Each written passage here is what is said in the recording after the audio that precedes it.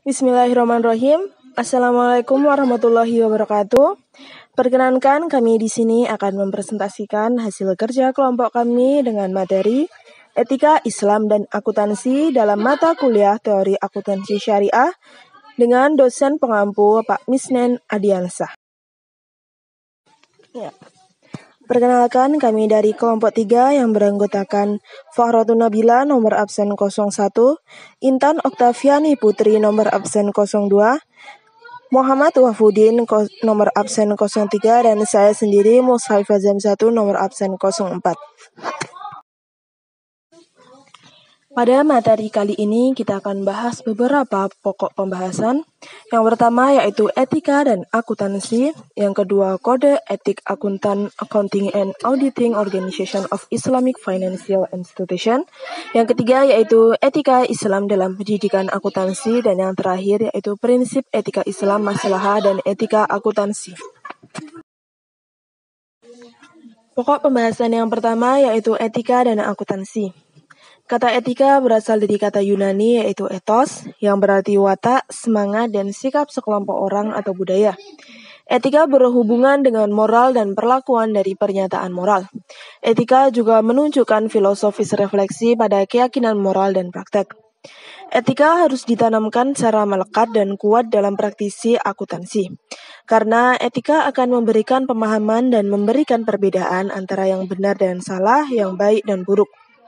Akuntansi sendiri adalah bidang aktivitas manusia yang cenderung dianggap oleh beberapa praktisi sebagai netral dan bebas nilai.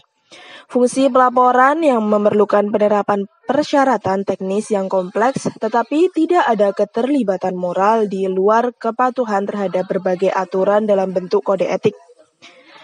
Etika harus ditanamkan secara kohesif dalam praktek akuntansi, karena etika dengan jelas memberi sinyal dan membedakan yang benar dan salah, yang baik dan buruk, dan keadilan serta ketidakadilan. Dengan demikian, berperilaku etis sangat penting dan diharapkan akuntan dianggap sebagai pengawas publik.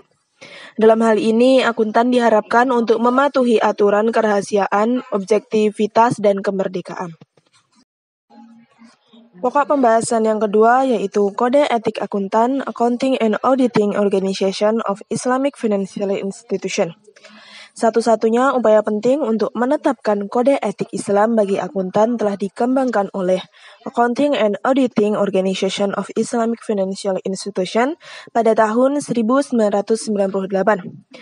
Organisasi ini adalah suatu badan yang dibentuk dengan tujuan antara lain untuk mengembangkan, menyebarluaskan, dan mengkaji standar akuntansi yang harus dipatuhi oleh lembaga anggota.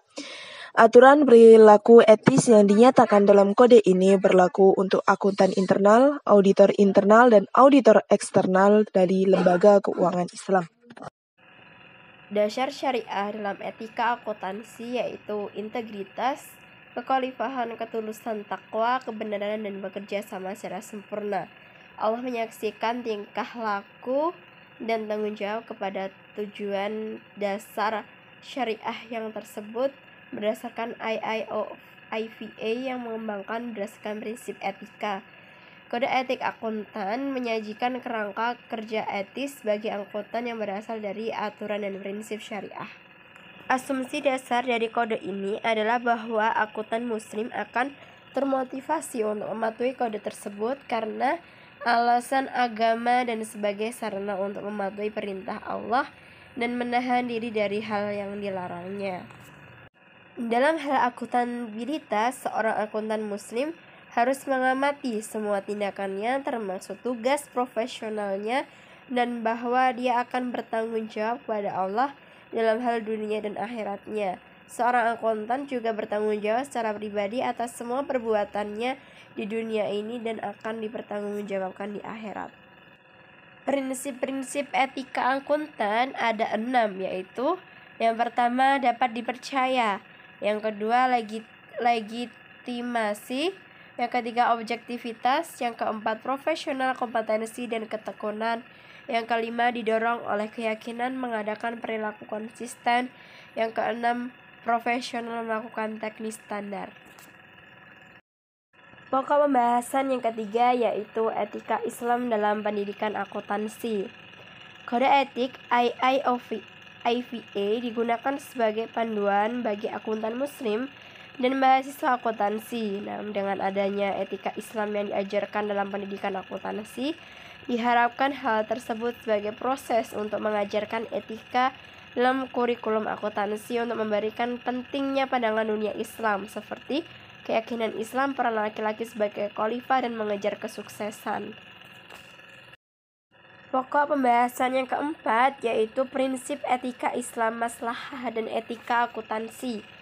Dalam Islam, akuntan perlu membebaskan diri dari pandangan dunia sekuler yang memperlakukan etika sebagai sesuatu yang tersembunyi aspek kehidupan profesional dan duniawi.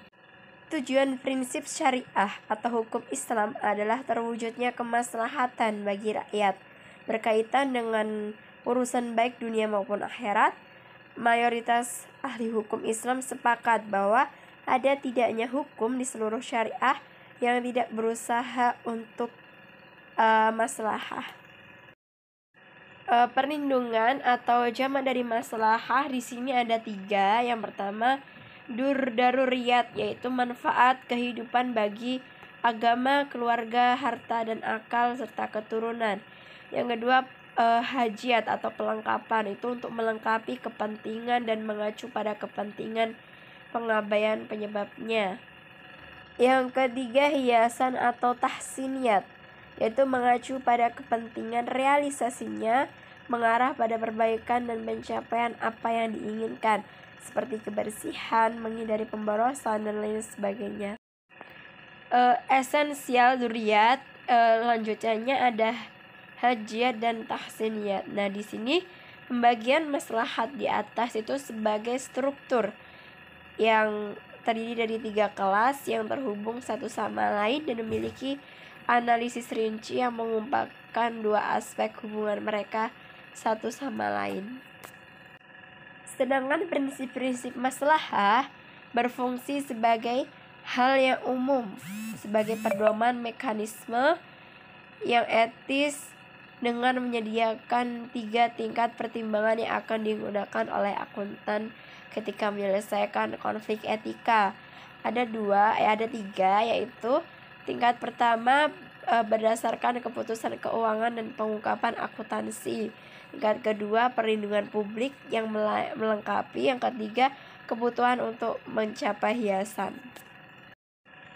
Ketiga tingkat perlindungan kepentingan publik tersebut berkaitan dengan tingkat perlindungan sebelumnya yang merupakan hal yang paling penting dibandingkan dengan kejadian nanti.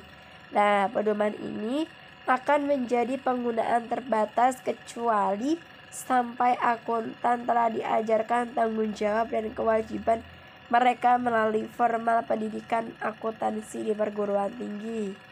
Perguruan tinggi melalui ujian kualifikasi profesional atau kursus informasi yang dilakukan oleh para profesi. Mungkin cukup sekian presentasi dari kami, kurang lebihnya kami mohon maaf. Assalamualaikum warahmatullahi wabarakatuh.